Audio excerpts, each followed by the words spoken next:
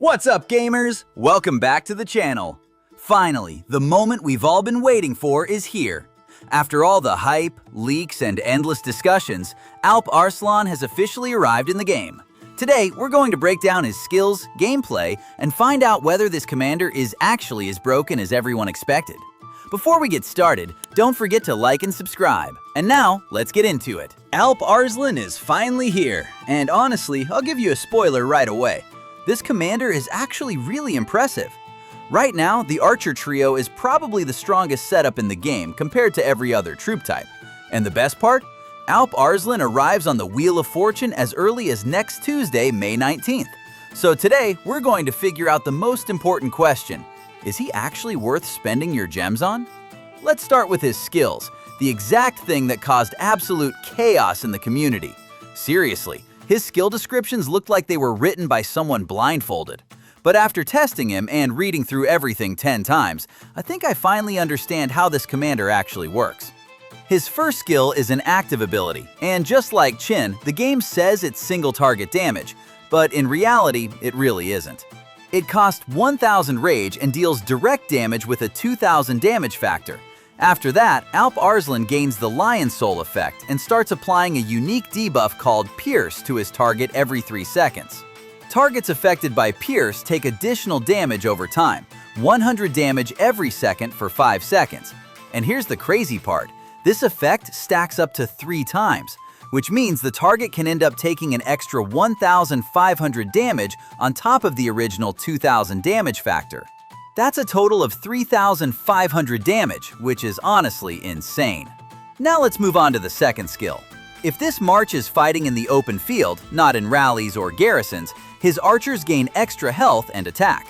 During the first 10 seconds of combat, Alp Arslan also has a 50% chance to apply the Pierce debuff through normal attacks.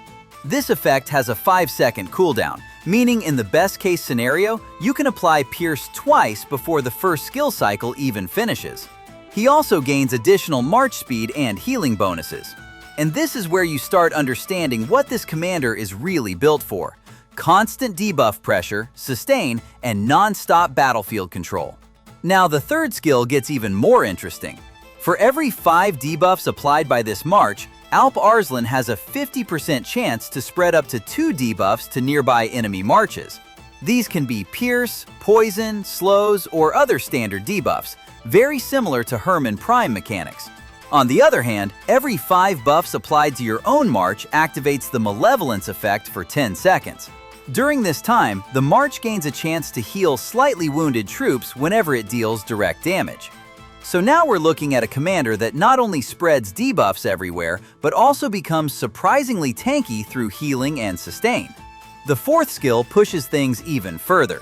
If Alp Arslan is fighting in the open field, he deals additional direct damage based on the number of debuffs on the enemy target. Each debuff increases the damage factor by 20, meaning at maximum stacks, he can deal up to 1000 extra damage. And finally, every time he deals skill damage, he also has a 50% chance to reduce the damage he takes, which makes him even harder to kill in extended fights. And now for the expertise skill. Every time Alp Arslan applies a debuff, the target also loses 5% defense for 5 seconds, and this effect can stack twice. Since his debuffs can spread to nearby targets, this means entire enemy balls can suddenly start losing defense. This is exactly why he synergizes so well with Hermann Prime. But if you pair him with someone like Shajar or Philip, commanders focused more on healing and buffs, then your own march starts gaining additional defensive bonuses instead. And these defensive buffs can stack up to 5 times. So overall, what do we get? A true AoE archer commander who constantly spreads debuffs across multiple enemies, increases incoming damage on those targets, heals himself, gains survivability, and creates absolute chaos in large field fights. As for talent builds, Alp Arslan uses the exact same talent trees as Qin, so I'll just show you the 2 best options. The first build focuses more on raw archer stats and damage output. The second one sacrifices a bit of that for additional march speed, which honestly feels very comfortable in open field fights. Now let's talk about pairings. Obviously, the most common pairings everyone talks about are Alp Arslan plus Shajar for sustain and healing, or Alp Arslan plus Hermann Prime for maximum debuff pressure. But let me give you what I personally think are the 3 strongest archer marches for Season of Conquest right now.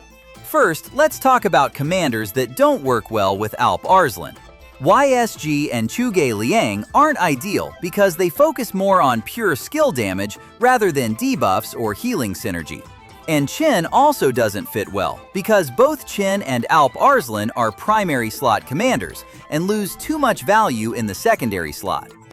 So in my opinion, the best archer trio right now looks like this: Qin plus YSG, Alp Arslan plus Hermann Prime or Shajar, and finally Zhuge Liang plus Philip, or Zhuge Liang plus Hermann, if Shajar is already paired with Arslan. The Hermann version is better for open field fights and debuff pressure. The Shajar version is much tankier and works better for altar fights or support roles. So after everything we talked about today, one thing is pretty clear. After years of being treated like a joke, archers are finally back at the top of the meta. And now running 3 archer marches isn't some meme setup anymore. It's actually one of the strongest options for large team fights and open field battles. Alp Arslan definitely played a huge role in bringing archers back into the spotlight. Let me know what you think about this commander in the comments below, and feel free to share your favorite pairings or ideas for future videos. This has been Seal Gaming. See you in the next one.